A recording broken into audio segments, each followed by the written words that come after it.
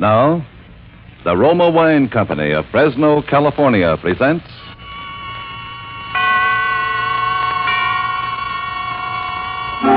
Suspense.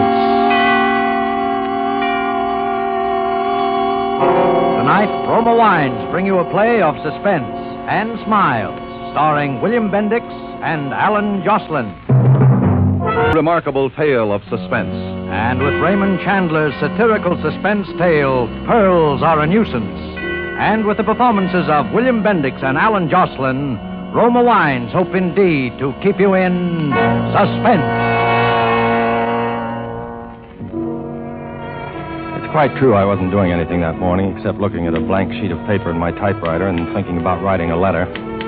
It's also quite true that I don't have a great deal to do any morning. But I like not doing anything. It gives me something to do. And I don't like telephone calls that interfere with it. That's why I have two telephones, one a public phone that I can ignore, and the other a private phone, which I better answer if I know what's good for me, and I do. What did you say, darling? Oh, I said good morning, dear. How are you, darling? Busy? Yes and no. Mostly no. Why? Somebody has stolen Mrs. Penruddock's pearls, and I want you to find them. Possibly you think you have the police department on the line. This is the residence of Walter Gage. Walter Gage speaking. If you aren't out here in less than half an hour, you'll receive a small parcel by registered mail containing a diamond engagement ring. I'll tell Mr. Gage when he comes in.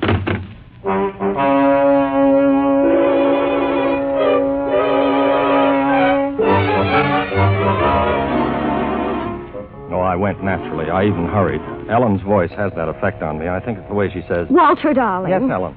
Mrs. Penruddock's pearl necklace has been stolen. So you said on the telephone. My blood pressure remains normal. It's a string of 49 matched pink pearls that Mr. Penruddock gave his wife on their golden wedding anniversary. Only 49 pearls for 50 years of marriage? I wonder which was the bad year. Oh, shut up, darling. Yes, dear. The worst part of it is the pearls are false. False? Well, evidently, they're all bad years. Don't be silly, Walter.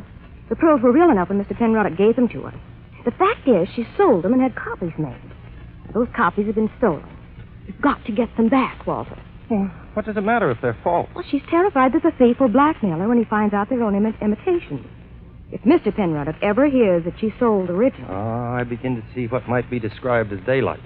But where do I start looking for these baubles from which your elderly employer is so loath to be separated? Because I know who stole them. The chauffeur we had here a few months, Walter. A horrid big bruiser named Henry Eichelberger. He left suddenly the day before yesterday for no reason at all, without a word. I'm sure he stole the pearls. How big did you say he is? About 6 feet. Yeah, in that case. 3. 3? 6'3"? 3. I'm sure he didn't take them, dear, couldn't have. He tried to kiss me once, Walter. Oh, he did. Tried to kiss you, huh? Where is this big slab of meat, darling? Here's the address he gave me when he first came here to work. Sounds like an unpleasant neighborhood. Not half as unpleasant as it'll be for Eichelberger when I arrive. Tried to kiss you, did he? The pearls are the important thing, Walter. And be careful. He's 6'3", remember? I find it difficult to forget.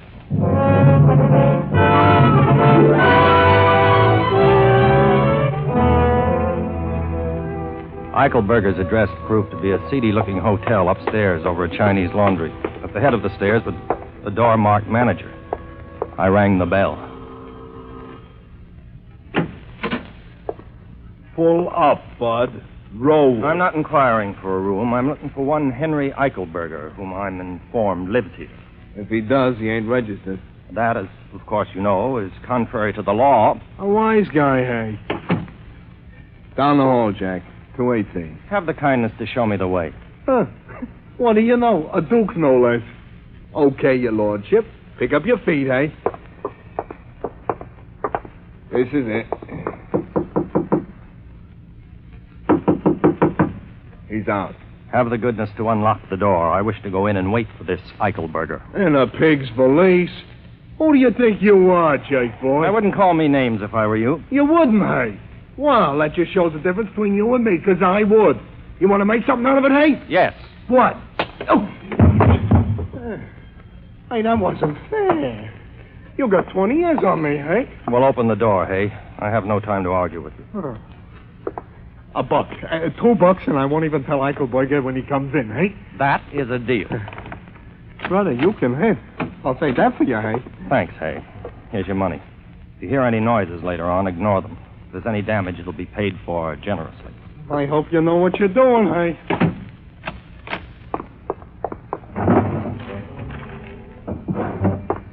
searched all the likely places where he might have hidden the necklace, and then I searched all the unlikely places. No necklace. Then I heard approaching footsteps.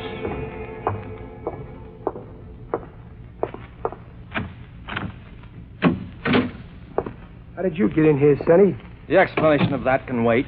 I'm looking for one Henry Eichelberger. Are you he? Get you, a real comedian. Wait till I loosen my belt before you make me laugh. My name's Gage, Walter Gage. Are you Eichelberger? Give me a nickel and I'll tell you. I'm the fiancé of Miss Ellen McIntosh. I'm informed that you tried to kiss her. What do you mean, tried? I hit him rather severely on the left eye. Then the right. And I gave him a crushing uppercut to the jaw. He looked at me with an air of patient resignation and then hit me.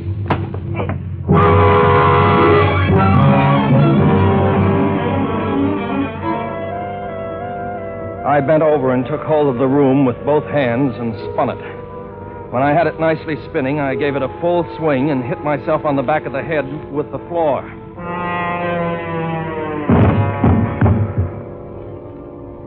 I believe I lost consciousness at about this point. At any rate, I was no longer aware of the time of day.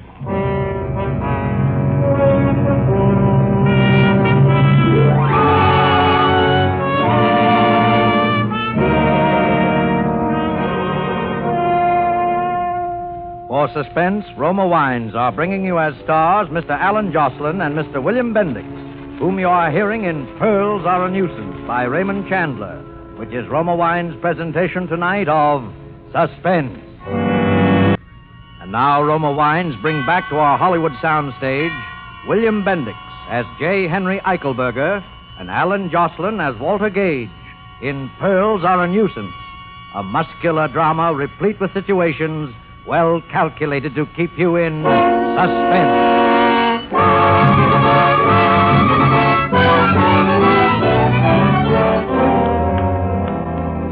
While I was thinking about the possibility of getting back to my feet in the very near future, a wet towel began to slap at my face, and I opened my eyes. The face of one Henry Eichelberger was close to mine and bore a certain appearance of tender solicitude. All right, but I thought maybe you was killed, Jack. You got a stomach as weak as Chinese tea. What happened? As if I didn't know. You tripped on a itty-bitty tear in the carpet. You feel like getting up? Here, I'll give you a hand. Come on. Thank you, Henry. May I call you Henry? Yeah, no tax on it. You look okay. Why don't you tell me you were sick? Eichelberger, you swine, that does it. Cut it out. You'll muss my hair. I wish you'd fall down when I hit you, Henry. Just once. It would do wonders for my morale. Ah, you know, you and me could get along, Jack. I never kiss your girl, even if I ain't saying I wouldn't like to. Is that all that's eating on you? Well, no, there's another matter. Well, sit down and tell me the score. Only, no more haymakers. They give me a headache. Promise? I promise. Tell me, why did you leave the employ of Mrs. Penraddock?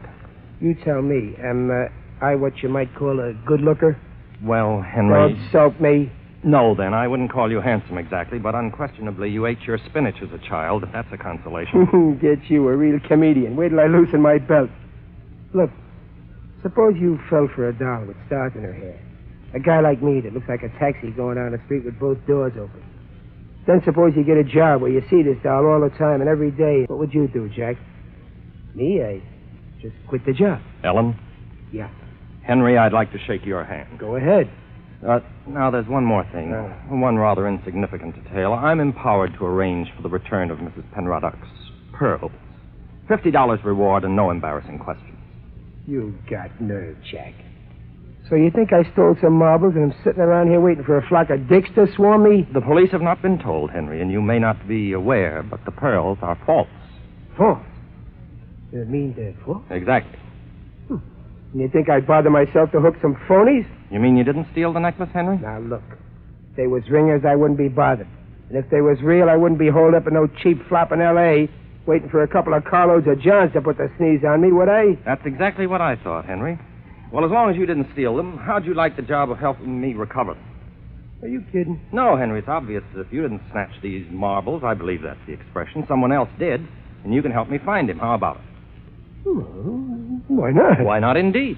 Well, you got any ideas of where to start? Yes, I have. I feel that we must, as they say, tap the grapevine. When a string of pearls is stolen, all the underworld must be seething. Maybe you got right, but This underworld that's doing all this season ain't going to seethe much over a string of glass beads, or I might punch you. I am thinking, Henry, that the underworld probably has a sense of humor. And the thief who went to the trouble of stealing some worthless trinkets would be the butt of considerable coarse jest. There's the knuckles of an idea in that. I would say something like that could get around the pool rooms and start a little wholesome chuckling, all right? Yes, all we need to do is to locate a reliable crook. Say, oh, there's a key named Lou Scandisi that runs the Blue Lagoon downtown. Might be interested in some marbles, but he don't like being asked questions. He sounds dangerous. Yeah, we'll turn him inside out and take a look at his liver. Very well, let us go and beard this Scandisi character in his malodorous den. Yeah, let us go and leave us do what you said.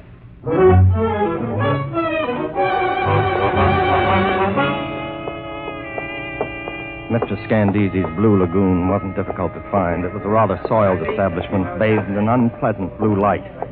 Henry and I went through a small, dim dining room to a door marked private. You Scandisi? Who wanted to know? Me and my friend here want to talk to you. Oh? Talk. I'm listening. It's about some pearls, 49. Is that right, Walter? Quite right, Henry. A pearl necklace that somebody hoisted. Go on and get out before I have you thrown out. You'll do what? I'll do nothing. That's better, doughface. What about them pearls? Well, I don't think I heard about it. Try to remember. Maybe if I pulled off one of your ears, it might help. Henry, you seem to be doing all the work. Do you think that's quite fair? Well, okay, you work them over. These fat guys brew something lovely. Oh, take it easy. I ain't heard nothing. You guys insurance men, huh? Now you're cooking with helium, doughface. Well, what insurance company you boys work for? Give him our card, Walter. No, this is my personal card. It has my phone number on it. Yeah. Okay. You may be surprised. You may get a call. What do you think, Walter? You think this muzzler is leveling with us? I dare say he wouldn't be above telling us an untruth. Get you a real comedian. Wait till I loosen my belt. You giving us the straight goods, Scandisi? Straight goods, absolute. We'll cooperate. I bet you get a call. Okay. So long, Scandisi. And keep your schnozzle clean if you don't want to be looking for it under your desk, hey? And that goes to your cat, too, Scandisi, hey. Well, what now? I think we've done an adequate day's work, Henry. The procedure would seem to be for me to go home and wait for the telephone to ring, bearing glad tidings from the underworld. What about me? I would suggest that you wend your way homeward also. Here's my private number. Call me in the morning. Okay. See you tomorrow.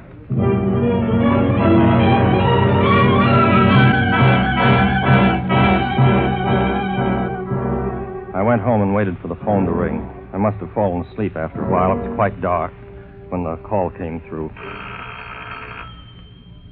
Well, here goes. Walter Gage speaking, Acme Insurance Company. When did you become an insurance company? Oh, it's you, Ellen. Why didn't you call on the private phone? Oh, I didn't have the number handy. You haven't found the pearls yet. How'd you know? We just got a telephone call. From whom? He wouldn't say. All he said was he heard from somebody named Sam something. Scandisi? And that's it. That we were looking for the pearls. Has he found out the pearls are false? No. And I didn't tell him. All right, don't worry. We have an idea how to get them back. We? Who's we? Henry and me. Henry? Henry who? Eichelberger. I've hired him to help me find the pearls. Are you out of your mind? Didn't Henry take the pearls? Of course not. He only left because he was in love with you. Oh, Walter, that big brute. How could you say such a thing? Ellen, I thought you'd be flattered. Flattered? I never want to speak to you again, Walter Gage. Goodbye. Ellen! Oh! Women, I sometimes wonder. Oh, hello, honey. I'm so glad you called back. Listen, darling, Who you calling honey, sweetheart? Who's this? Never mind. Your name Gage? Yes? A guy named Scandisi says you're looking for some oyster fruit. A frail named McIntosh says you're the guy to talk to. Possibly. Well, I got 49 of them, pal. Pink ones. $5,000 is the price. Why, that's absurd. Those pearls happen to be false. Quit your kidding. You heard me. 5 G's. I'll give you tomorrow afternoon to scrape it together. Then I'll call you and let you know where to meet me.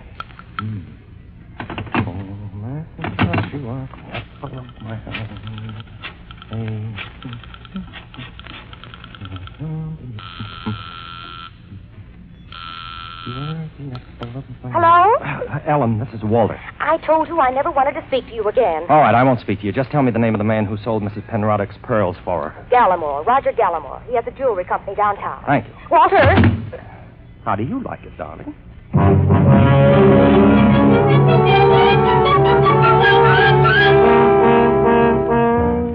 I was beginning to see the light. The next morning, I went to see this Mr. Gallimore. He was a tall, pink man of about 70, and he listened to my narrative of events with considerable interest.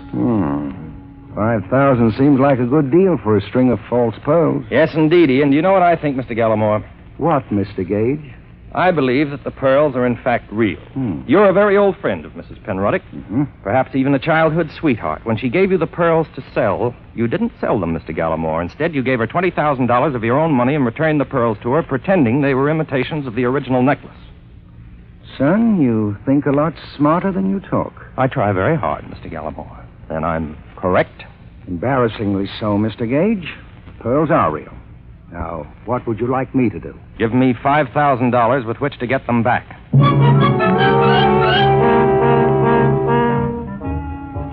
Mr. Gallimore felt much better after he'd had a glass of water, and some hours later I managed to convince him that I knew approximately what I was doing. He gave me a check for $5,000. This check, Henry. You mean he gave it to you? 5,000 fish, just like that? You have said it. Well, I'll be a Mickey Finn at a woman's club lunch. Kid, you got something with that daisy chain chatter of yours. Thank you, Henry. At any rate, all that remains now is for the phone to ring. Aha. You can say that again. Very well. Aha. Hello? Gage?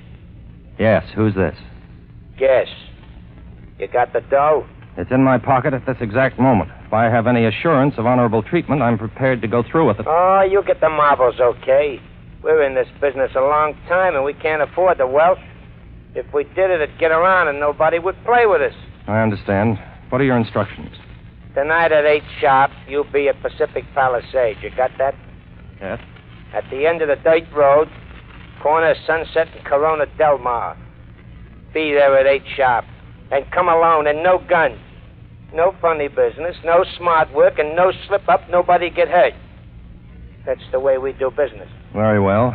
Oh, one last thing. Where did you get my phone number from, Scandalous? Who else? 8 o'clock, then. And no tricks. That is very interesting. What?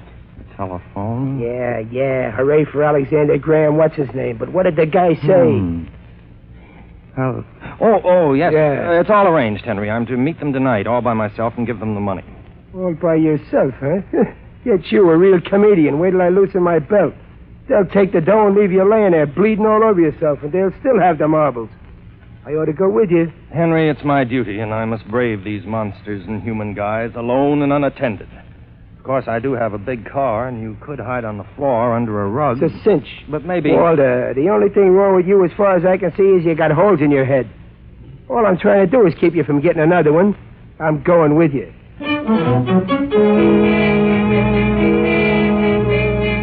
So it was settled. Henry was to go with me. That afternoon, I stopped at the bank where I cashed Mr. Gallimore's check and changed it into $100 bills. 3,500. You counted as though it were your own. 5,000. 5,000? 5,000. And now a roll of quarters, please. Roll of quarters, please. There seems to be an echo in here. Leave them in the wrapper. Ooh, quite heavy, aren't they? Yes, aren't they?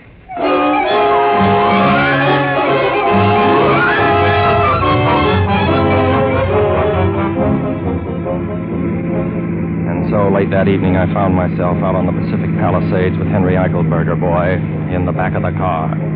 I was very nervous. I think Henry was also. Neither of us were any too sure of what was going to happen that night. Oh, me back.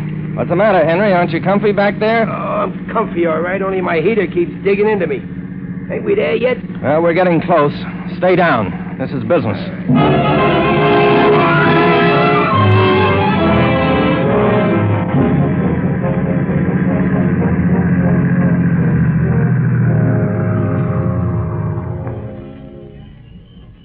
This is the end of the line, Henry. Be careful. They're probably watching me. Okay. What's that? Oh, that's me, Walter. My gun is breaking my back. Well, stop sitting on it. I did. Anything stirring? No, keep quiet. I'll make like a little mousie.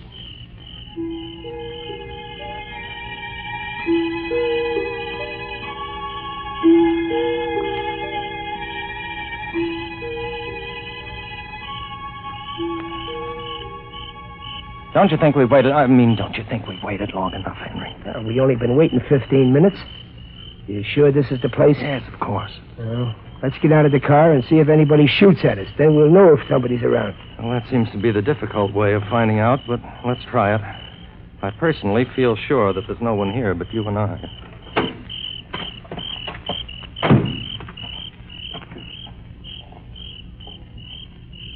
Suckered. You know what happened, Walter? What do you think, Henry? Well, it was just a tryout, that's all. Tomorrow this guy calls you again on the phone and he says sorry, but they had to be careful and they'll try again tonight maybe. Maybe out in San Fernando Valley. And the price is now 10 grand on account of their extra trouble. I ought to go back and twist that Scandisi so he spends the rest of his life looking up his left pants leg. Well, Henry, what's the next move?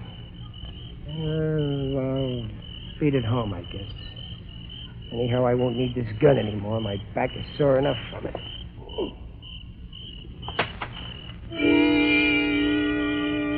We stood there and looked at one another, Henry and I. He doubled his hands into fists and shook them slowly in his sadness.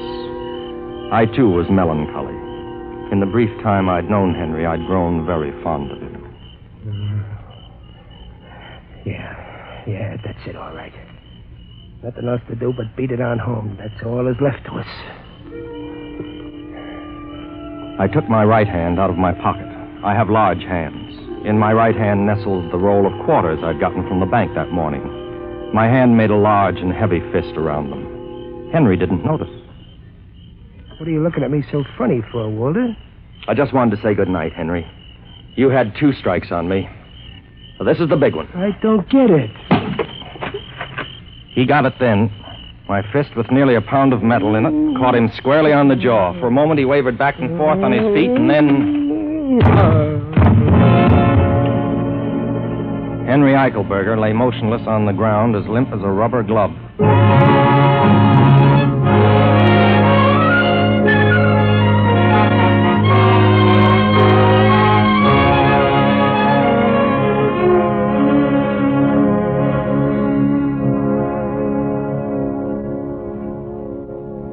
I found the pearls twined around his ankle inside his left sock. Well, Henry, I said, although he couldn't hear me, you're a gentleman, even if you are a thief. You could have taken the money a dozen times today. You could have taken it a little while ago when you still had the gun. But even that repelled you. You threw the gun away, and we were man to man. But still you hesitated. In fact, Henry, I said, for a successful thief, you hesitated just a little too long. But as a sporting man, I can only think more highly of you. Goodbye, Henry, and good luck, I say. I put a $100 bill in his chubby little fist and withdrew. End of story. But how did you know it was Henry, darling? You told me so, little lemon cookie. You were quite sure of it. I know, but you must have had proof of some kind. Well, there was one other minor detail that convinced me Henry was the guilty party. I gave Scandisi my phone number, but I have 2 telephones. One's a private line. Only 2 people had that number. You were one of them. Henry was the other. When Henry's accomplice got in touch with me, he used the phone number I'd given Henry, not the one I gave Scandisi. You see? Oh, darling, you're so clever. Well, of course, you may kiss me if you like.